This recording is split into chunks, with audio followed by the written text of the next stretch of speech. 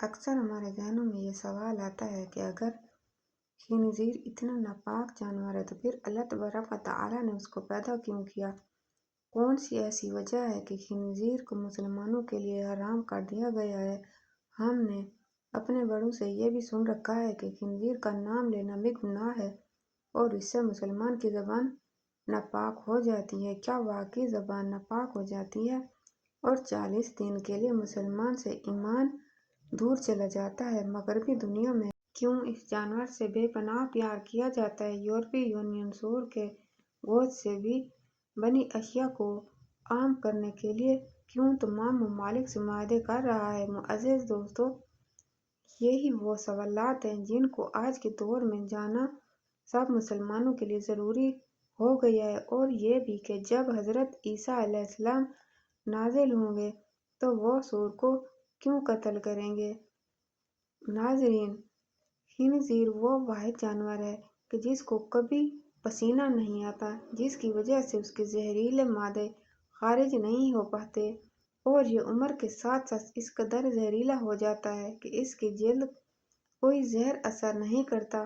یہ سبزی اور گوشت خور جانور ہے، لیکن بھوک لگنے پر دوسرے جانوروں کے ساتھ ساتھ اپنا فضلہ بھی کھا جاتا ہے۔ خنزیر کی پیدائش کا ذکر کرنے سے پہلے اس بات کا ذکر کرنا ضروری ہے کہ اس کو حرام کیوں کیا گیا ہے۔ معزز خواتین و حضرات، اللہ تبارک و تعالیٰ سورہ انعام کی آیت نمبر 145 میں ارشاد فرماتا ہے، آپ فرما دیں کہ میری طرف سے جو وحی بھیجی گئی ہے اس میں تو میں کسی بھی کھانے والی پر ایسی چیز کو جسے وہ کھاتا ہو حرام نہیں پاتا، سوائے اس کے کہ وہ مردار ہو یا بہتا ہوا خون ہو یا سور کا گوشت ہو، کیونکہ یہ ناپاک ہے، یہ نافرمانی کا جانور ہے جس پر ذبح کرتے وقت غیر اللہ کا نام لیا گیا، پھر وہ شخص بھوک کے باعث سخت لاچار ہو جائے، نافرمانی کر رہا ہو اور نہ ہی حد سے تجاوز کر رہا ہو، تو بے شک آپ کا رب بڑا بخشنے والا نہایت مہربان ہے۔ معزز دوستو، اس آیت کے علاوہ سورہ مائدہ کی آیت نمبر 3،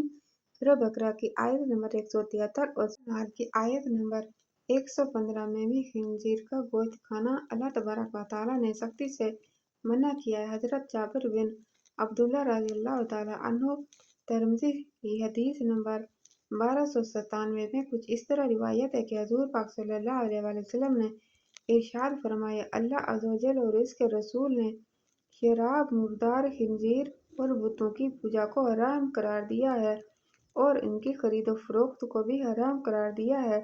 اب اس سوال کے جواب کی طرف چلتے ہیں کہ خنزیر حرام کیوں کیا گیا۔ ناظرین گرامی، ابھی جو قرآن کریم کی سورہ انعام کی آیت نمبر 145 بیان کی گئی ہے، اس میں اللہ تبارک و تعالیٰ نے خنزیر کے حرام ہونے کی وجہ اس کی ناپاکی بتائی ہے، یعنی خنزیر اس قدر ناپاک اور غلیظ جانور ہے کہ اسے مسلمانوں پر حرام قرار دیا گیا ہے، اور یہ اس قدر بدبودار جانور ہے کہ مغربی دنیا نے اس کے جسم پر لگانے کے لیے مختلف قسم کی پرفیومز بنا رکھے ہیں جنہیں وہ خنزیر کے جسم پر ملتے ہیں۔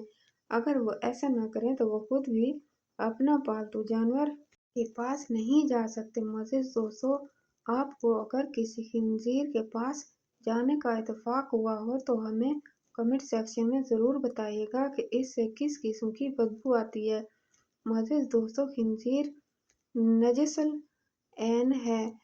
حضرت نوح علیہ السلام سے لے کر حضرت محمد صلی اللہ علیہ وسلم تک تمام انبیاء خنزیر کو حرام قرار دیتے آئے ہیں، یہاں تک کہ جب حضرت عیسیٰ علیہ السلام نازل ہوں گے تو وہ بھی خنزیر کو قتل کر دیں گے، جو کہ اس بات کی نشانی ہوگی۔ خنزیر نجس العین ہے اور حرام ہے، اسی وجہ سے حضرت عیسیٰ علیہ السلام کی خنزیر کو قتل کر کے یہ بتائیں گے کہ یہ حرام جانور ہے۔ خنزیر کے اندر عادات ذمیمہ یعنی بری خصلتیں پائی جاتی ہیں، جس کی وجہ سے اس کے کھانے والے کے اندر بھی یہ اثرات منتقل ہوتے ہیں، اور یہ آپ خنزیر کھانے والی قوموں میں اچھی طرح ملاحظہ کر سکتے ہیں کہ وہ کیسے بے شرمی کی انتہا کو چھو رہے ہیں۔ معزز دوستو، خنزیر اپنے مادہ کے لیے خود دوسرے نر کو پسند کرتا ہے اور ان کو घेर कर अपने मादा के पास आता है और खुद ही उन दोनों का मिलाप करवाता है। ये दुनिया का वाहिद जानवर है जो कि हम जिन्स परस्ती को बहुत पसंद करता है।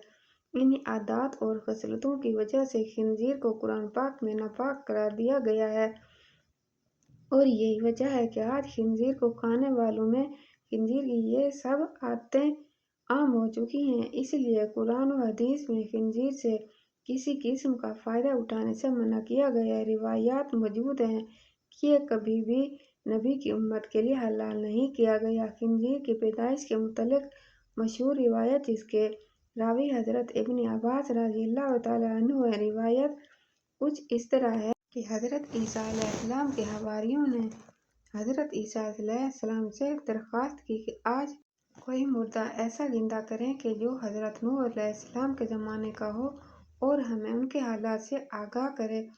चुनांचे हज़रत ईसा अलैहिस्सलाम ने एक कब्र पर लाठी मारी जिसमें से एक नौजवान जिंदा होकर बैठ गया।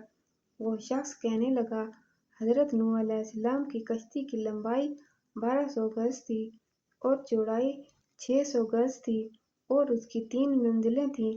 पहली मंजिल पर जानवर, दूसरी मंजिल पर इंसान और तीसरी मंजिल पर परिंदे थे। अब जानवरों ने अपने फजले पहली मंजिल पर इतना गंद डाल दिया कि बीमारियां फैलने का खदशा हो गया।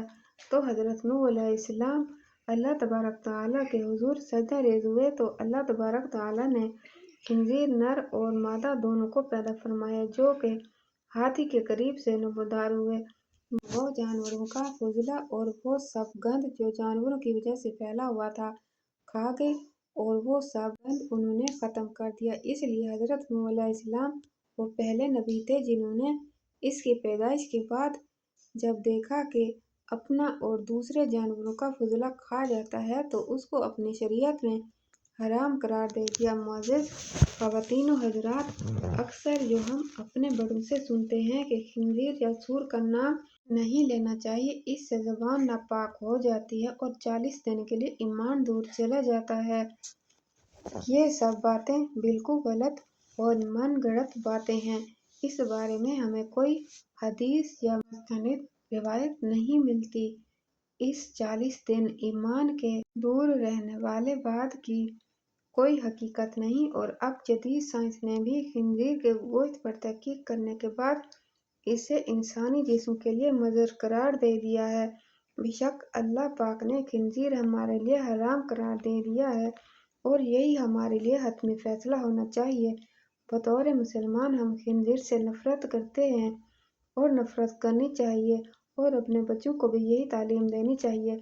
इसकी शक्ल में बाज़ अक़वाम का मसख़ होना भी साबित है और जिस जानवर की शक्ल में मसख़ हो वो खबीस तरीन जानवर होता है।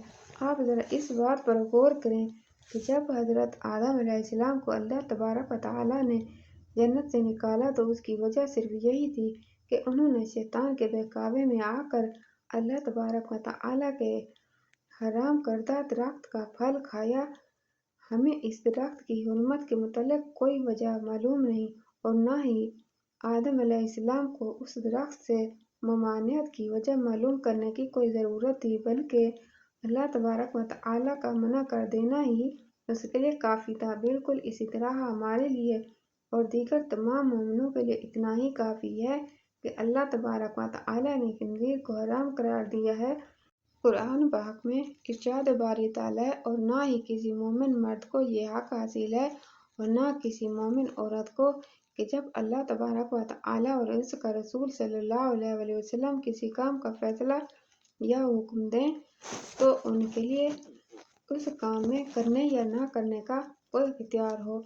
और जो शख्स अल्लाह और उसके रसूल सल्लल्लाहु अलैहि वसल्लम की नाफरमानी करता है तो वो यकीनन खुली गुमराही में भटक गया। अल्लाह तबारक व तआला से दुआ है कि अल्लाह तबारक व तआला हमें अपनी और अपने रसूल सल्लल्लाहु अलैहि वसल्लम की नाफरमानी से महफूज रखे और हमारा खात्मा ईमान पर करे। अगर आज की वीडियो अच्छी लगी हो तो कमेंट बॉक्स में राय का इज़हार ज़रूर कीजिएगा और वीडियो को लाइक और चैनल को सब्सक्राइब करना मत भूलिएगा। इंशाअल्लाह ताला अगली वीडियो के साथ हाजिर होंगे, तब तक के लिए अल्लाह हाफिज़।